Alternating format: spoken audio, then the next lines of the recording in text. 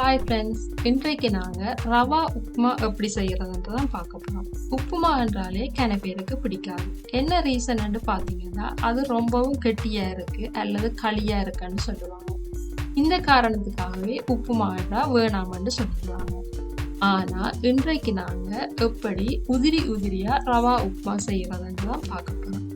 இது ரொம்பவும் சுலபமான ஒரு ரெசிபி. அதோட டேஸ்டும் நல்ல செமையாக இருக்குது. நீங்களும் ஒரு தரம் இந்த முறையில் ட்ரை பண்ணி பாருங்க. அதுக்கு பிறகு அடிக்கடி உப்புமா சாப்பிடுவீங்க. இப்போ வாங்க இந்த சுவையான ரவா உப்புமா எப்படி செய்யறதுன்னு பார்ப்போம். அதுக்கு முதல்ல கத்தரிக்காயையும் உருளைக்கிழங்கையும் இவ்வாறு சின்ன சின்னனா வெட்டி வடிவா பொரிச்சு எடுத்துக்கொள்ளுங்க. அதோட கேரட், லீட்ஸ், வெங்காயம் இதையும் சின்ன சின்னனா வெட்டி கொள்ளுங்க.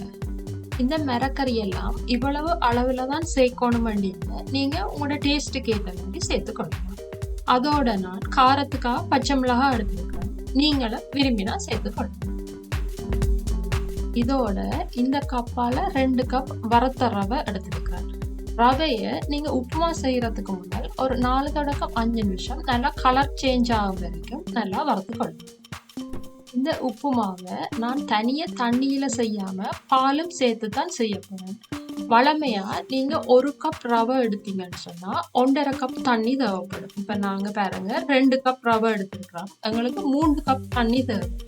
அந்த தண்ணிக்கு பதிலா நான் 2 கப் பாலும் 1 கப் தண்ணியும் சேர்த்திருக்கிறேன். இவ்வாறு பால் சேர்த்து செய்யறதால நல்ல டேஸ்டாகவும் இருக்கும். அதோட இப்ப நீங்க காலையில இந்த உப்புமாவை செய்வீங்கன்னா இரவு வரைக்கும் காஞ்சி போகாம நல்ல ஃப்ரெஷ்ஷாகவும் இருக்கும். இப்ப நாங்க இந்த உப்புமாவை செய்ய தொடங்குவோம். அதுக்கு முதல்ல ஒரு பேனை அடுப்புல வச்சு அதுல 2 டேபிள் ஸ்பூன் பட்டர் இல்லது நெய் சேர்த்துக்கொள்ளுங்க.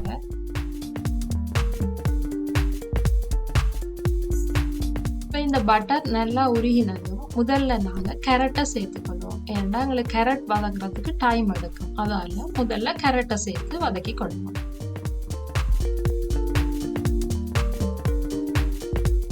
இப்ப பாருங்க கேரட் ஓரளவு அரைப்பதமா வதங்கிட்டு. இப்ப நாங்க இதோட வெட்டி வச்சிருக்கிற வெங்காயத்தை சேர்த்துக்கொள்வோம்.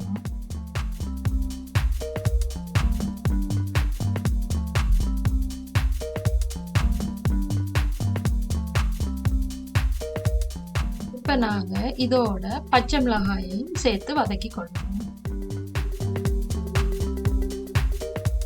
வெங்காயம் கேரட்டும் நல்லா வதங்க தேவையில்லை. ஓரளவு வதங்கி இருந்தா காணும். ஏன்னு சொன்னா எங்களுக்கு உப்பு மாவுல அந்த கேரட் வெங்காயம் கடிப்படுறது ஒரு டேஸ்டா இருக்கும். அதால ஒரு அரைப்பதமா வதங்கி இருந்தா காணும்.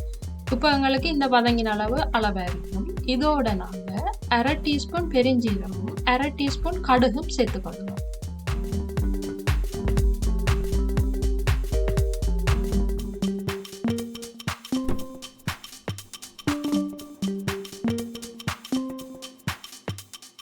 இந்த கடுகு பெருஞ்சீரகம் எல்லாம் நல்லா பொரிஞ்சு வந்துட்டு இதோட ஒரு 1/4 டீஸ்பூன் மஞ்சள் தூள் சேர்த்துக்கொள்வோம்.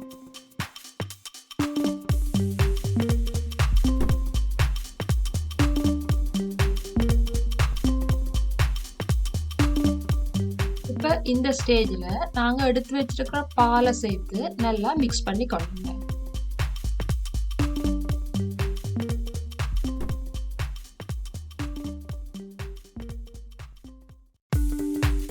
நான் இந்த பாலோட டேஸ்டுக்காக 1 கியூப் வெஜிடபிள் சூப் கட்டி சேர்க்கிறேன்.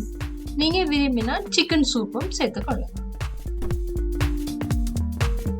இந்த சூப் கட்டியை சேர்க்கும் போது இவ்வாறு தண்ணியில கரைச்சிட்டு செய்யறங்க. அப்பதான் பாலோட சேர்ந்து நல்லா மிக்ஸ்ட் ஆகும்.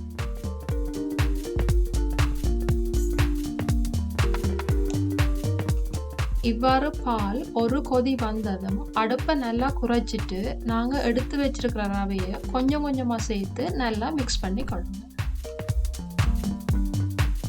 ரவையை சேர்க்கும் போது ஒருமிக்க சேர்த்துறாதீங்க. அவ்வாறு சேர்த்தீங்கன்னு சொன்னா கட்டி கட்டியா வந்துடும். அதால இவ்வாறு கொஞ்சம் கொஞ்சமா சேர்த்து கொள்ளுங்க.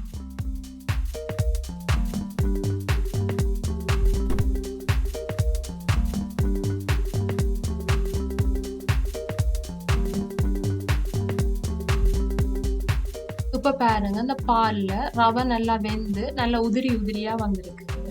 இப்ப இவ்வாறு சின்ன சின்ன கட்டிகள் இருக்கும். அந்த கட்டிகளை நீங்க அகப்பையால நல்ல வடிவா நசிச்சு கொள்ளணும்.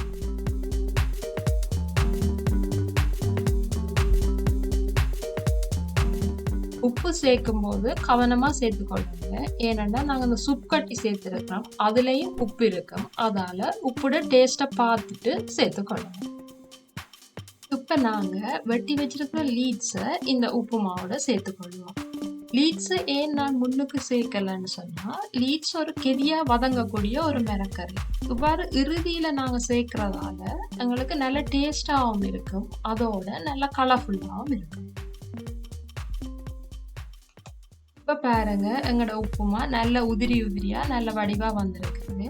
இதோட கடைசியா நாங்க பொரிச்சு வச்சிருக்கிற கத்தரிக்காயையும் உருளைக்கிழங்கையும் சேர்த்து நல்லா மிக்ஸ் பண்ணி கொள்வோம்.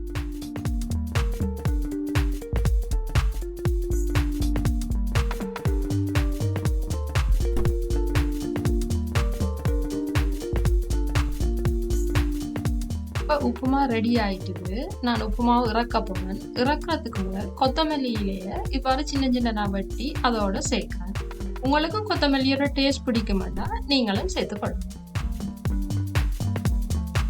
இப்ப பாருங்க, நாங்க செய்த ரவா உப்புமா எந்த கட்டியும் இல்லாம அதே நேரம் களித்தன்மையும் இல்லாம நல்ல உதிரி உதிரியா நல்ல வடிவாகவும் நல்ல டேஸ்டாகவும் வந்துருக்கு. அதோட நாங்க இந்த உப்புமாவோட லீட்ஸ், கேரட், கத்தரிக்காய், உருளைக்கிழங்கு நிறைய மரக்கறி சேர்த்ததால எந்த சைட் டிஷ்ஷுமே தேவையில்லை. இதை நீங்க இப்படியே சாப்பிடலாம். நீங்களும் இப்படி ஒரு உப்புமாவை செய்து ஸ்கூலுக்கு அல்லது வேலைக்கு போறவங்களுக்கு கூட ஒரு டிஃபன் பாக்ஸ்ல போட்டு கொடுத்தீங்கன்னு சொன்னா அவங்களுக்கு அது சுவையானதாகவும் ஒரு ஆரோக்கியமான உணவாகவும் இருக்கும். எப்பவுமே நீங்க உப்புமா செய்யும் போது நான்வெஜ் எதுவுமே சேர்க்காம தனியா மரக்கறியாவே செய்து பாருங்க, அது ரொம்பவும் அருமையா இருக்கும். வீட்டுல இருக்கிறவங்க கூட காலை உணவாக இப்படி ஒரு உப்புமாவை சாப்பிட்டுட்டு உங்களோட வேலைகளை தொடங்கினீங்கன்னு சொன்னா மத்தியானம் சமைச்சு சாப்பிடும் வரையும் உங்களுக்கு அது ஒரு பெர்ஃபெக்டான ஒரு உணவாக இருக்கும். உங்களுக்கும் இந்த உப்புமா பிடிச்சிருக்குமென்னு நினைக்கிறேன். நீங்களும் உங்களோட வீட்டில் ட்ரை பண்ணி பாருங்க. மரக்கறி பிடிக்காதவங்க கூட இந்த உப்புமாவை நல்லா விரும்பி சாப்பிடுவாங்க. நீங்களும் ட்ரை பண்ணி பார்த்துட்டு எப்படி இருக்குன்னு எனக்கு மறக்காம கமெண்ட் பண்ணுங்க. இன்னும் ஒரு வீடியோவில் இன்னும் ஒரு இன்ட்ரெஸ்டான ரெசிபியோட மீண்டும் சந்திப்போம்.